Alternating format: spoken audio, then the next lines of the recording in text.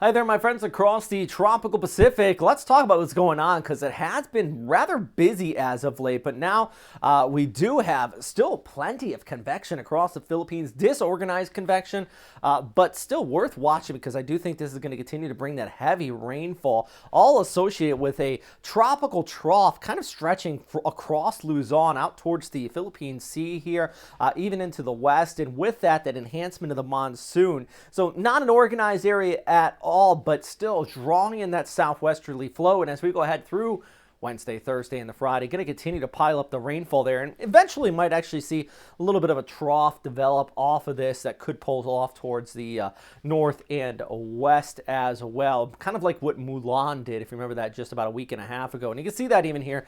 Look at that, just developing and pushing just south of Hong Kong. But overall, big thing is just that enhancement of the monsoon, still with more rain across the west coast of the Philippines. My goodness. Meanwhile, we do have another area. You can see kind of the troughing rated there.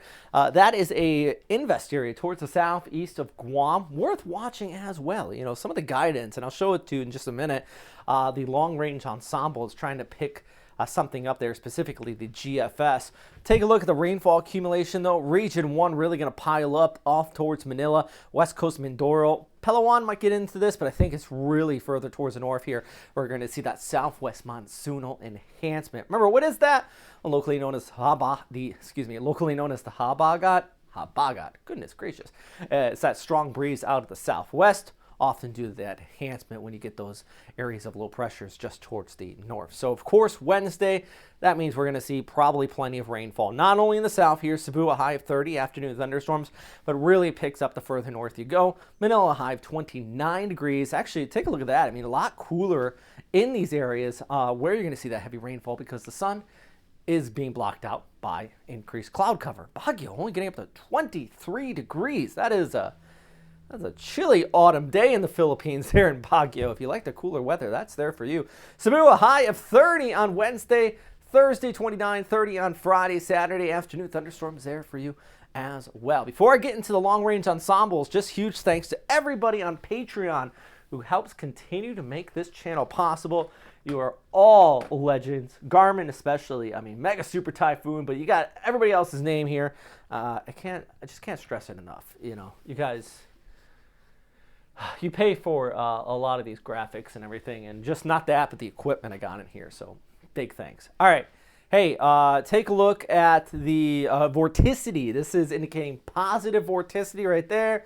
Well, there just means kind of a little cyclonic rotation in the atmosphere or upward vertical motion as well. We got that upward vertical motion also increasing showers southwest of the Philippines. That's that monsoonal enhancement. But look at this right here. That area is kind of interesting. You can watch the ensembles develop this out towards Guam and try to pull something right in there. Watch, see right there? Off towards north and west. Yeah, so that's something I want to keep an eye on. GFS, been hinting at it. ECMWF wants to keep it a little bit further towards the south. Both are not screaming typhoon. Let's stress that, make it perfectly clear. But, you know, in a time when there has not been any big typhoons, you know, that's something worth talking about. Good news, we haven't had much of typhoons. One reason why I think we have all these convection, all these little weak storms out there is really spreading out the energy. So a lot of the energy has not been able to consolidate and form into one large storm.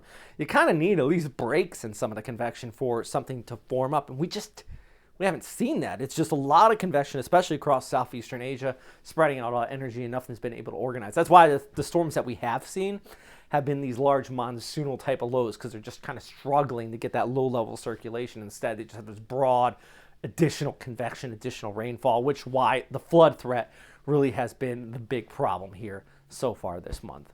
Anyways, I'm meteorologist Robert Spett. If you have any questions or anything like that, please let me know. And as always, stay safe out there.